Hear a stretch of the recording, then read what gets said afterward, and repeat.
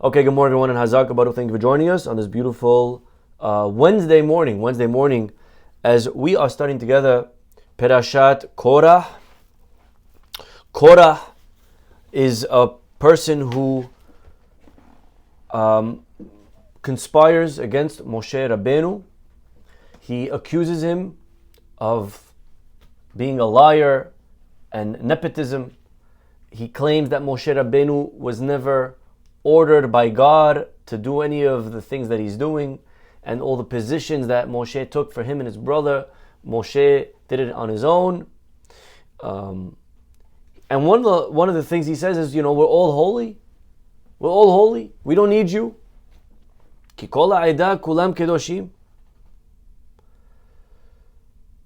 It's something very interesting, is that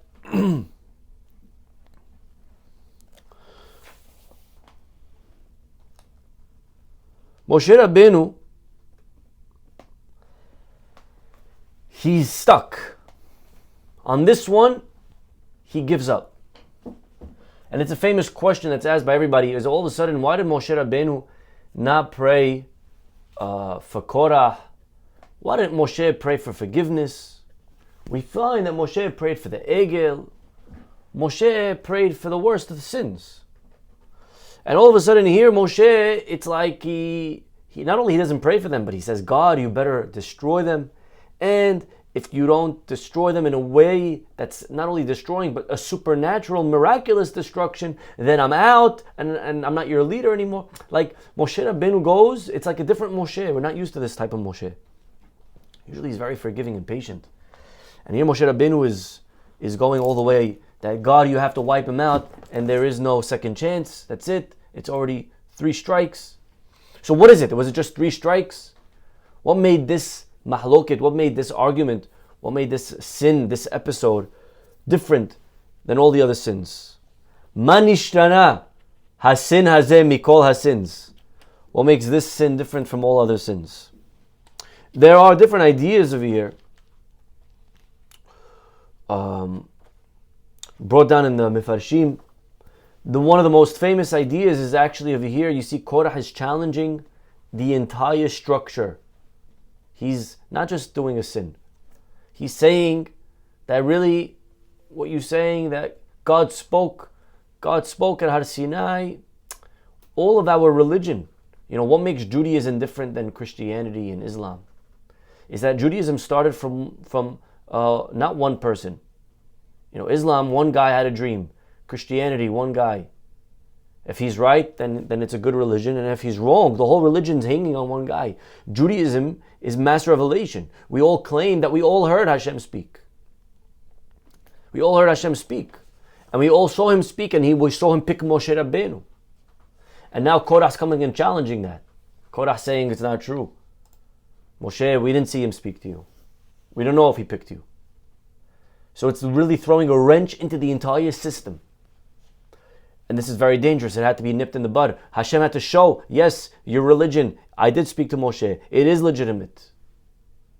So this is one of the ideas that's given. But there is a fascinating midrash, my friends. Take a look. Vayakel alehem Korah. Korah gathers together the men against Moshe Rabbeinu. Amar lahem. What was one of Korah's arguments? He says, Kol ha'edah kulam kedoshim. We're all holy. Vekulam, and this is the midrash is adding. Vekulam sham'u besinai. What do you mean by that? We're all holy. We all heard at Sinai, Anochi Adonai Elohecha. We all heard God speak at Mount Sinai, not just you. Umadua titnaseu alakal Hashem. So why you, Moshe? What makes you greater than us? Ilmale atem shematim levatchem vehem lo sham'u hayitem omrim. If you're the only one that heard God, then I understand, you're better than us. Achshav kulam shamu. But we all heard. Maduat nasiu. So why do you exalt yourselves? Miyad nizdaza Moshe mipenei mahaloket. And when Moshe heard this, he immediately became agitated. Mipenei shekvar haya beyadan tzirhon revi'i.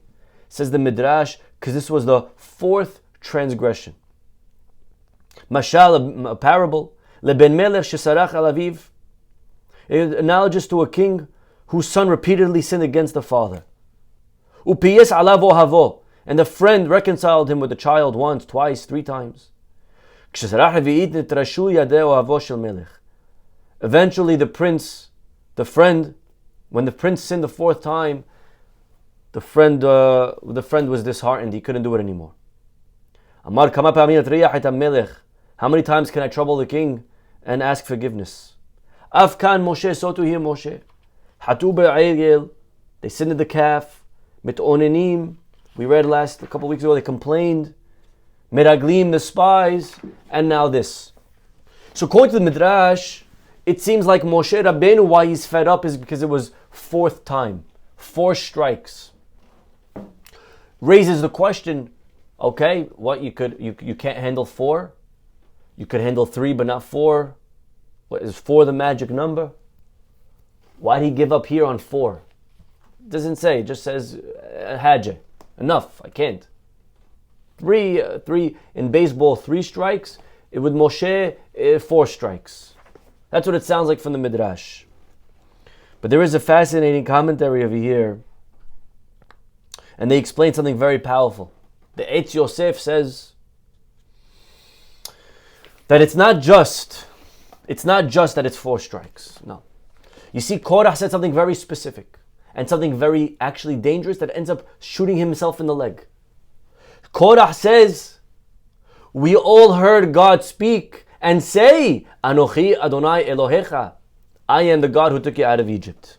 You see, until now, says the Eitz Yosef, we go back to the sin of the golden calf. Worst sin. We're at the mountain. We just got the Torah, and we're literally cheating on God, committing adultery, idolatry, bowing down to another God on the mountain. As we just heard God say, I am your God, and God says, don't have any other gods. God just said it. What in the world was Moshe's excuse? How did he get out of that one? How did he finagle? I mean, it's very, very hard. I don't care if you're the best lawyer. What did Moshe Rabbeinu say? At the time, when we studied the Parashat Ha'egel, one of the things that's explained over there, our rabbis say that Moshe Rabbeinu told God that actually didn't do anything wrong. What do you mean?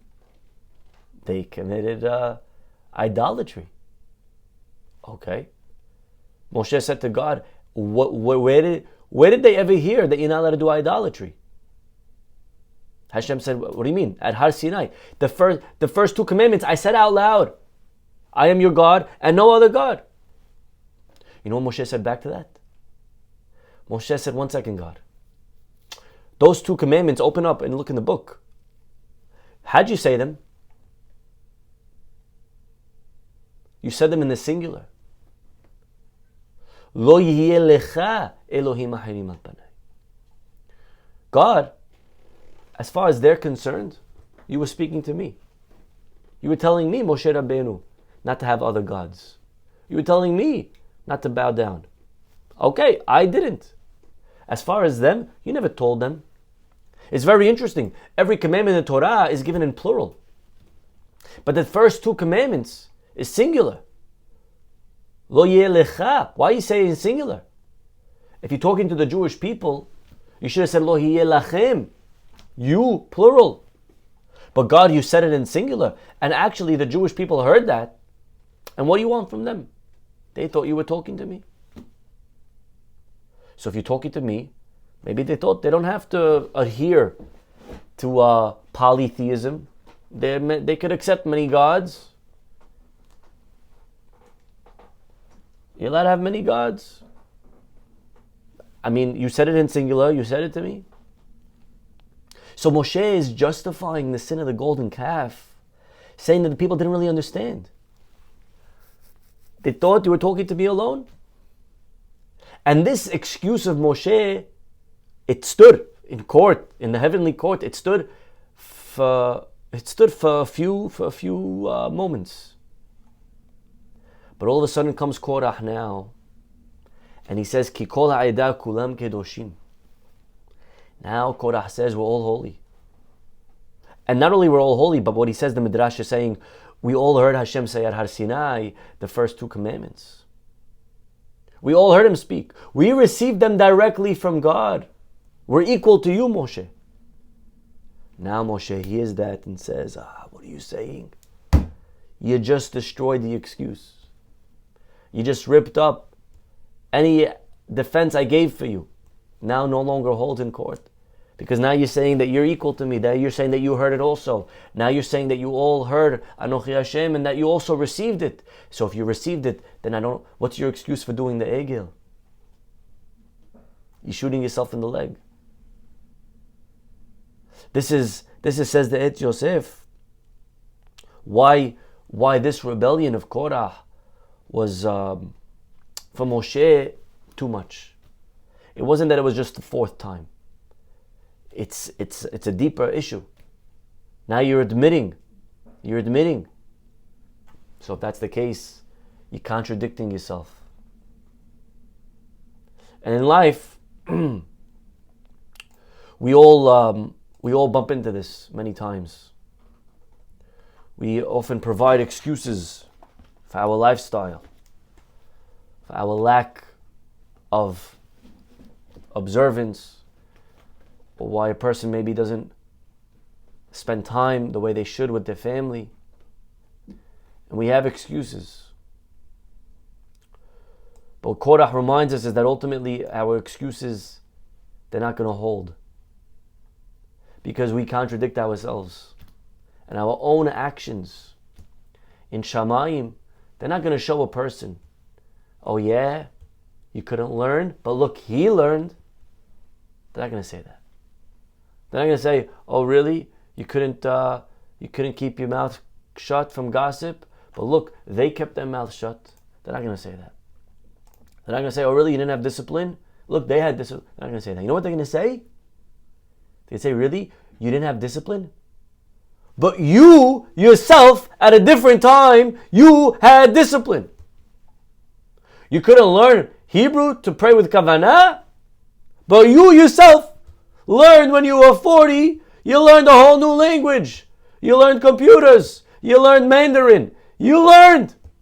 What do you mean you don't know how to learn language? You can't learn Gemara because it's Aramaic, it's gibberish, but all of a sudden you knew how to learn for business. What happened over there? That's what they're going to say. They're not going to get the guy because of other people's life. They're going to get us on our own life. In the words of our rabbis, Kol Adam Nidon Lefi Ma Shehu.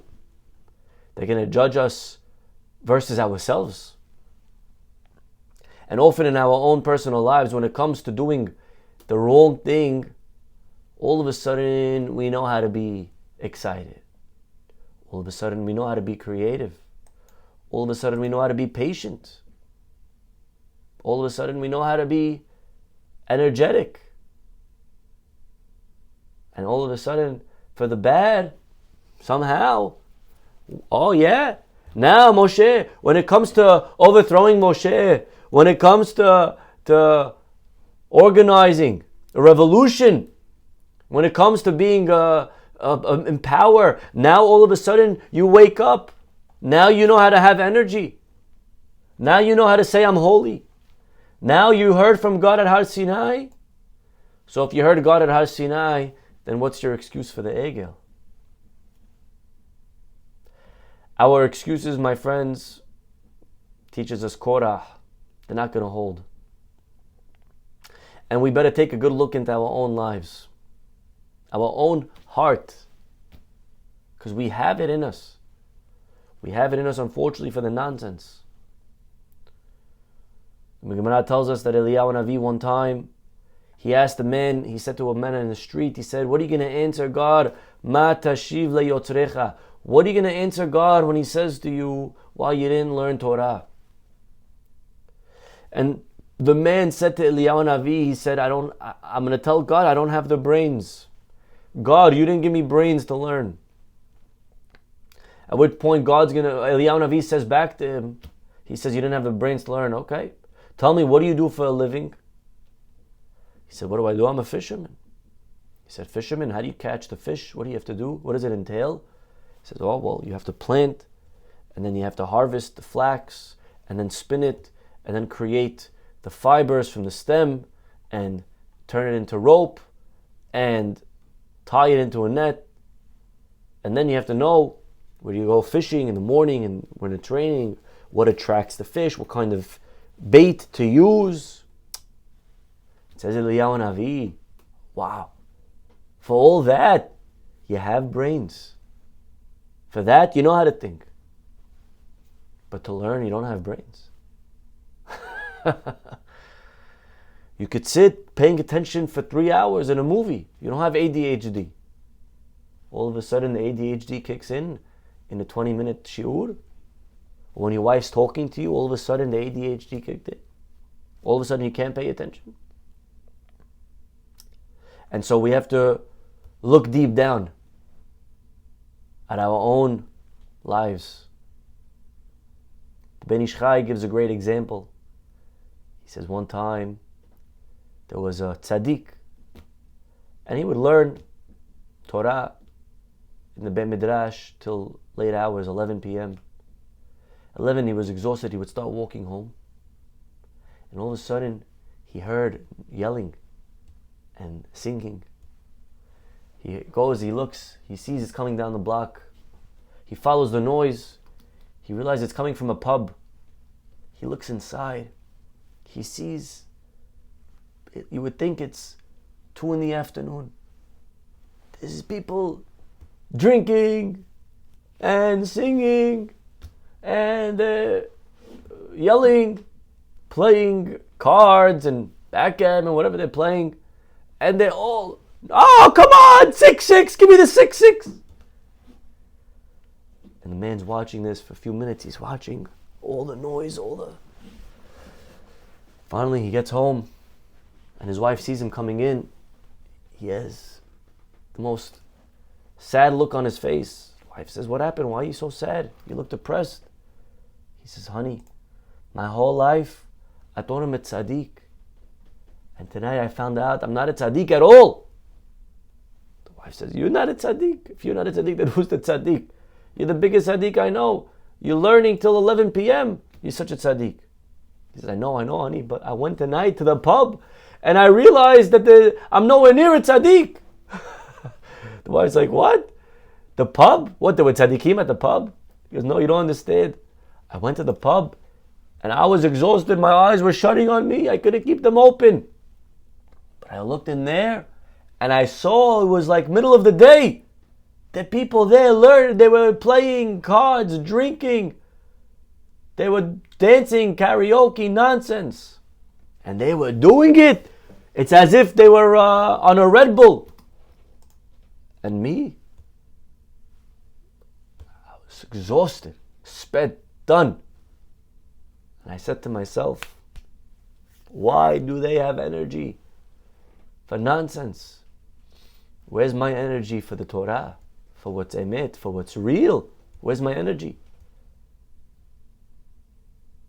The wife, the kids are talking to us. We can barely keep the eyes open. They're coming, they're sharing the Divrei Torah that they learned in school. We're falling asleep. And all of a sudden, comes the food. Ya Habibi. All of a sudden, we're wide awake. All of a sudden, for that, we know how to wake up. What happened? The answer is, a lot of times people say, I don't have time to learn. I don't have time to help. I don't have time to pray. Let me ask you a question. Let me ask you one question. If I gave you $1,000, 10,000, doesn't matter, change the number. If I gave you $1,000 to come learn for 1 hour, if I said you come for 1 hour, I'll give you $1,000, would you have the time? All of a sudden we have the time? Yeah, I can make time. Okay. So it's not about the time, it's about what we value. We don't value the learning. And so we have to remind ourselves that our excuses are not going to hold. And ultimately, everything in life, all the behavior that we think we can't, Actually, we know we can. And we do. We do it. And they're not going to compare us to the other guy. In Shamayim, they're going to compare us to us. And that's an answer that that's a checkmate question. There's no excuse. There's no answer we could give to that. And Moshe was stumped even. Moshe says, that's it. What could I say now? They shot themselves in the leg. You know, right before Rosh Hashanah, we read Parashat Nisavim. Torah says over there, V'hashevota el levavecha. What does that mean? You should return to your heart. So the Pasuk says, you should return to your heart. And the commentaries ask a very interesting question. Return to my heart? But isn't my heart bad? Isn't my heart filled with negativity? Doesn't it say in the Shema we just read last week, Ve'lo taturu ahare levavchem? You shouldn't follow your heart. The heart is where we do all the bad stuff. Doesn't it say by Adam ki yetzer lev ha'adam ra' min ne'urav? It says that the evil is negative from when we're born. So if our heart is the seat of negativity, shouldn't we turn away from our hearts? But no. It says you should return to your heart. Torah is teaching us that in order to grow in life, we need to turn to our bad. We got to turn to our passion. And we have to embrace it. And we have to learn from it. If this is the drive I have for nonsense, imagine what I'm capable of doing if I only applied it for the good. When we see in our kids how smart they are in coming up with a plan of how to do bad things, nonsense things, what do we tell our kids? Wow, you're so capable. If only you applied it for the good. So the question we need to ask in life is not what do I do about my Yetzer Hara, but it's more what do I do with my Yetzer Hara. The Yetzer Hara is very strong. Don't get rid of it. That drive, like the ADHD, they say it's like having a Ferrari engine and bicycle brakes. You don't want to get rid of the engine. Actually, the engine's great. Don't suppress the engine. Get better brakes. Okay, get better brakes. But the engine's good. Don't get rid of the engine. So our drives, our passions, our creativity. And you see a lot of times, a lot of people, they become Baal Tshuva. And so they throw away who they used to be. If they used to be very active, social, they become hermit. They become antisocial. That's a very big mistake, you should know. Because Hashem doesn't want us to change who we are. Actually, He needs us to be who we are, and He needs us to use it for the tov. He needs us to use it for the good. He needs us to use that. If you're musical, good. We need musicians in the Judaism. You know how to throw a party? We need people like that. You have good taste? We need good kosher restaurants that have vibe. Everyone's going not kosher because we don't have any taste. Come on, let's go. Get involved. We need you. We need this. Don't change. Don't throw away your heart. Hashevota elevavecha. We got to go back to the heart. The heart that was for bad. Take it. Now we got to just channel. We just got to redirect. And if you remember Yaakov Avinu, what did he say? Im Lavan garti. I lived with Lavan for 20 years. V'taryag mizvot shamarti. And I observed all of the Taryag 613. And then he finally comes and says, Ve'lo lamati mima'asav hara'im. And I didn't learn from his evil. What does it mean I didn't learn from his evil? Yaakov Avinu wasn't saying that in a good way. He was saying that in a self-critical way. I didn't learn from his evil. When it comes to evil, Lavan at the pub, Lavan is awake. Lavan is focused. Lavan is ready. Lavan has the energy. Yaakov self-critically is saying, I never learned that from him. For his God, for his nonsense, the fan knows how to wait at the basketball game for 3 hours online to get into the game. How come when I come to shul, I'm showing up when they're halfway done? Well, Rabbi, look at the cup half full. It's also halfway started. Okay, whatever it is. Why is it halfway? Why could he wait for the game for 3 hours online, and I can't wait to get into shul? That's what Yaakov was saying. Yaakov is beating himself up a little bit. He looked around. I know how to be on time for the flight. Why I can't be on time for things that are important? I know how to use my talent when it's for nonsense. Why can't I use it when it's for good? For my marriage. I know how to watch what I eat if it's to lose pounds. All of a sudden, for a fast day, to remember Beit HaMikdash at 7 a.m. Rabbi, I'm going to die if I don't eat. Can I eat? I think I'm sick. Okay, if you're sick, you're sick. But you have no problem fasting all day long. You're in business, you don't eat. You forget to eat till 4 p.m. You didn't eat. All of a sudden on a fast day, I'm going to die. What happened? What happened? These are the excuses, my friends. Korah reminds us, they ain't going to hold. They ain't going to hold. Yeah, you're holy. You heard God say at Har Sinai, so what'd you do the egel for? My brother, maybe I said this story before. Probably said a lot of these stories before. My brother, he's a big rabbi. His name is Rabbi Yaakov. He was once a teacher in yeshiva in Israel called Lev Aharon. One day the boys asked him, February time, they said, Rabbi, could we watch the Super Bowl? You know, boys in yeshiva, they're getting more religious.